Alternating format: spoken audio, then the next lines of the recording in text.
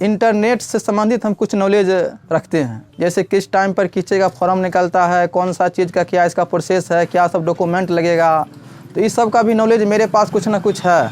तो जब भी जैसे कोई भी चीज़ होता है तो इस चीज़ को हम सर्च करते हैं। सर्च करने के बाद हम जब अपने आप पहले होते हैं संतुष्टि, जब हम संतुष्टि हो जाते हैं तब हम लोगों को बताते हैं कि ये इसका फंड है, इसका प्रोसेस या ये है, इसमें आप ऐसे फॉर्म अप्लाई कीजिए।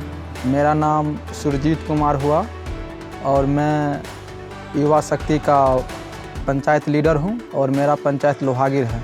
सबसे पहले प्रधानमंत्री आवास योजना क्या होता है, सबसे पहले तो हम अपने आप में संतुष्टि हुए और इसका हम क्या किए कि मेरा पंचायत हुआ लोहागिर और लोहागिर पंचायत का इसका हम लिस्ट निकाले।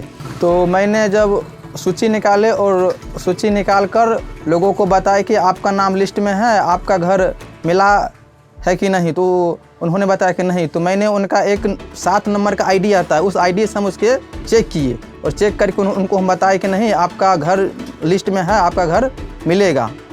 तो इस तरह से लोगों मेरे ऊपर जो ने विश्वास किया। एजुकेटेड है तो हमको लगा कि जब पंचायत चुनाव आया तो हमें अपने आप में लगा कि हमें इस बार वार्ड का चुनाव लड़ेंगे।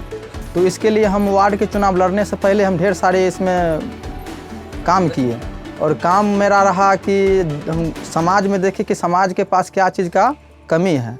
तो कमी हम देखें तो किसी के पास राशन कार्ड नहीं था, किसी के पास आवास नहीं था, किसी के पास पेंशन नहीं था, किसी के पास राशन कार्ड नहीं था।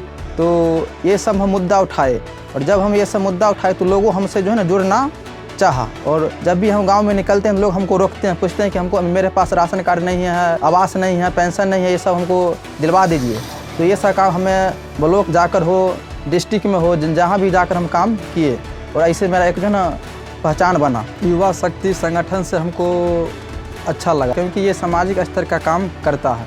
सामाजिक स्तर में हम बात कर ले तो ये ज़मीनी स्तर हुआ, जैसे कि गरीब गुरबा लोगों की सहायता करना और इसमें संविधान की तहत, उसके बाद दहेज प्रथा, जातिवाद, भ्रष्टाचार, ये सब मुद्दा पर जो ये संगठन काम करता है, इसलिए संगठन हमको अच्छा लगा और ये संगठन से हमको फ़ायदा हुआ। अगर गांव में हम कहीं जाते हैं तो लोग हमको कहते हैं कि आप ये संगठन में हैं।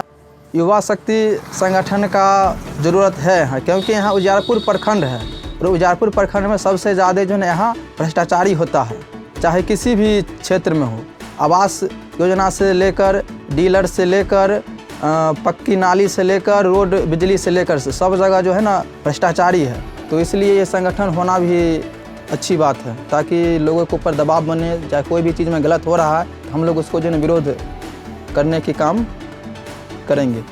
युवाओं की सबसे अगर हम बात करेंगे तो अभी का जो समय है, वर्तमान समय में कुछ युवाओं से बात होता है तो कुछ का राजनीतिक में लगाव नहीं है। युवाओं को मैं बताता हूं कि पॉलिटिक्स में रहना चाहिए क्योंकि पॉलिटिक्स से ही गांव का होता है विकास। गांव का विकास होता है कैसे, क्योंकि कोई भी योजना पास होता है तो पहला जो हमारा एमपी है, एमएलए है, यानी सांसद है, जो हमारा विधायक है, उसी से होता है पास। इसलिए जब हम अच्छा सरकार को हम नहीं चुनेंगे जब तक हमारा विकास नहीं होगा। तो इसलिए राजनीतिक में आइए। युवा होने के नाते मैं जब 1 साल पहले जब मेरा पंचायत चुनाव आया नज़दीक तो मेरे भी मन में आया कि इस बार हम भी चुनाव लड़ेंगे। तो चुनाव से पहले हम बहुत सारे काम किए, बहुत सारे संघर्ष किए, बहुत सारे मेहनत किए। लोग जो हमारा जनता था जखनी फ़ोन करता कि हमको यहाँ चलना है, हम बस उसी टाइम जो है हम उसको काम करते और बहुत काम किए। प्रधानमंत्री आवास योजना में काम किए, लेबर कार्ड के संबंधित काम किए, राशन कार्ड को लेकर काम किए, उसके बाद वृद्धा पेंशन को लेकर काम किए, वोटर आईडी, बहुत ऐसा काम हम किए। हम किसी भी पोस्ट पर नहीं रहते हुए, तो इसीलिए लोग हमको चुना कि नया लड़का है, इसको हम जिताएंगे तो काम करेगा। तो लोगों ने हमको सपोर्ट किया और हमको जिताने का भी काम किया। सबसे पहले 5 साल में जो मेरा वार्ड में जो काम है, नाली का काम है, पक्की नाली का। दूसरा काम रहेगा मेरा स्ट्रीट लाइट का, सौर ऊर्जा लाइट। तीसरा काम रहेगा पेंशन का, जिनका उम्र 60 साल हुआ है उनको पेंशन नहीं मिल रहा है। चौथा काम रहेगा डीलर साहब को, जो डीलर साहब मनमानी करता है।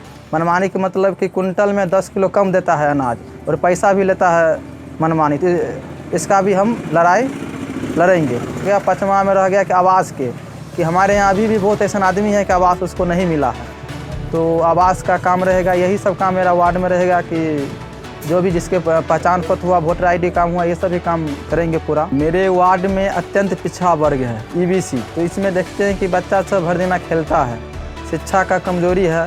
तो इसके लिए कहीं से न कहीं से ट्यूशन का भी व्यवस्था करेंगे, विद्यालय भी जाने के लिए उसको कहेंगे। तो शिक्षा का भी कमी है, उसके साथ साथ हमारा वार्ड सबसे आगे निकले, ये सब पर भी काम करेंगे। युवा शक्ति जिंदाबाद, संविधान जिंदाबाद। युवा शक्ति किसका है?